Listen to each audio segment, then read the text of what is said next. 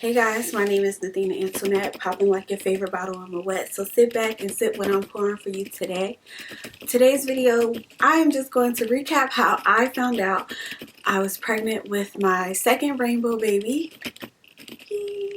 For those of you who did not know, Blythe is a rainbow baby, and I had her about 7 years after having a miscarriage, and I was, in the situation. I was actively trying, and I want to say everything happens for a reason, because I'm glad that didn't happen. But then I did that with him, and then she came, and whatever. Stuff just don't happen when it's supposed to happen, but it happens when it's supposed to happen, I guess.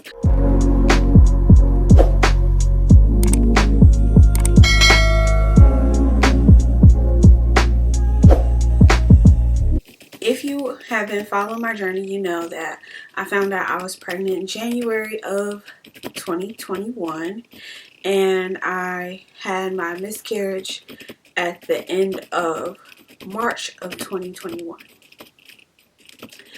I had to have a D&C, which is the surgery where they have to remove the remaining elements of your pregnancy because you don't get it out by yourself. There's also a pill that does this, but I don't know. I didn't want to deal with the mess. I just wanted them to go ahead and complete that situation for me. The 2 weeks following your surgery, you're supposed to have a follow-up appointment.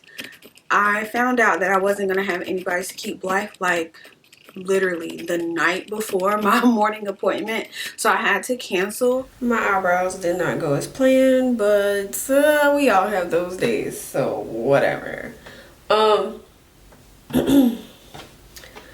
For my appointment today, to my understanding, they just wanted to make sure my hormone levels and all of that just was back to normal. I know that after you have these type of procedures, it can take a while for your body to, understand that nothing is there anymore. So why am I fanning this like it's glue up there? It's not any glue up there.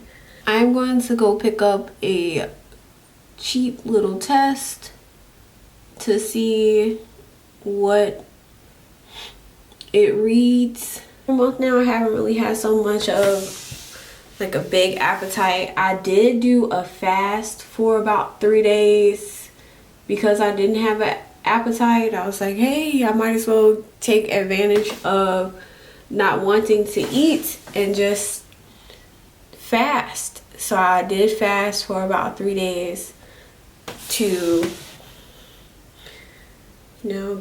give my body a break, some clarity, and bargains with the universe, and all of those reasons why people fast. I was just like, they're not really gonna do anything aside from give me another pregnancy test, make sure my HCG have went back to normal or whatever. So I just kind of waited around, and I kept like taking pregnancy tests after those 2 weeks, and they were positive. I mean, I was taking them every day, like every other day at some point, but mostly every day. I did take my test last night. I had feelings, so I did not feel like recording, but it is showing positive if it focuses. And my appointment when I found out that I miscarried was the appointment when I found out that I miscarried was on the 1st. Today is the 21st. So I took it last night, which was the 20th. So it's been 2 weeks still since I had my procedure done, and it's showing positive. It made me a little sad because I'm ready to start over. Yeah, every time I took them, they were positive. So I guess about 6 weeks, I think it was about 6 weeks after my surgery, after my DNC, I asked the moms on Facebook how long it took them to have a regular cycle again after they had their DNC, because I had still not had my actual cycle. And so a few people commented and they were like, oh well, 2 weeks, or a month, or whatever it was. And then one of the girls I went to high school with, she was like, it took her the regular amount of time, I can't remember, like a month, like it went right back on to normal cycle after the first one. And then she said the second time it never came back because she was pregnant.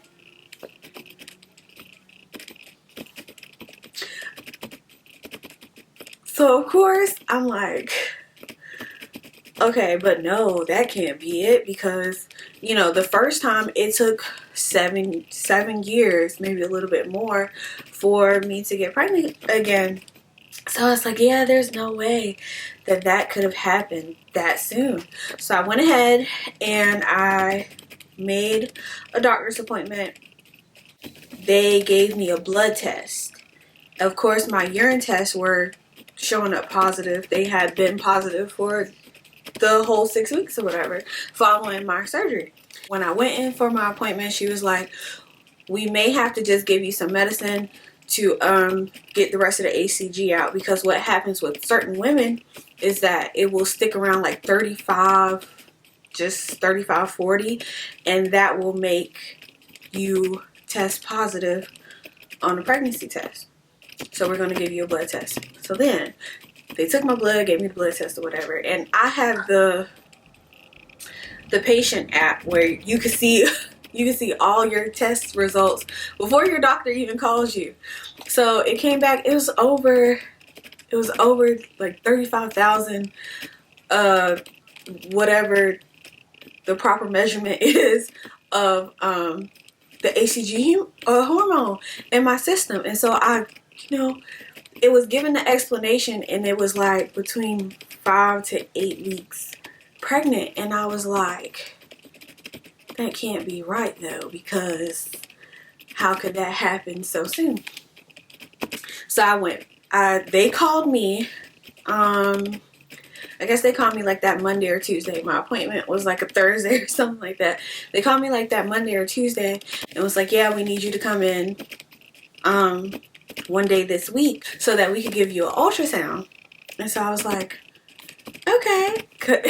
And she was like, because you're definitely pregnant, there's no way that there's that much of the hormone in your system and you're not pregnant. So I went in and I took Blythe with me. The pandemic has been kind of crazy, because for part of it, she has been able to go to my doctor's appointments, and then for part of it, you haven't been able to bring children. So at this time, the children were able to come. She was in there pacing back and forth, while we were waiting for them to give mommy the ultrasound. And they did. And it was a baby in there. And I was just like, I don't know. I was just so amazed. And I don't want to say like, oh, I was fortunate enough or blessed enough, because I just feel like saying things like that are a bit insensitive, because then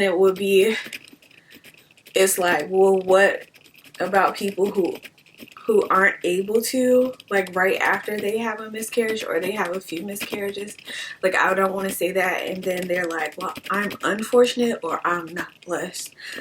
It's just one of those things where, wow, it lined up.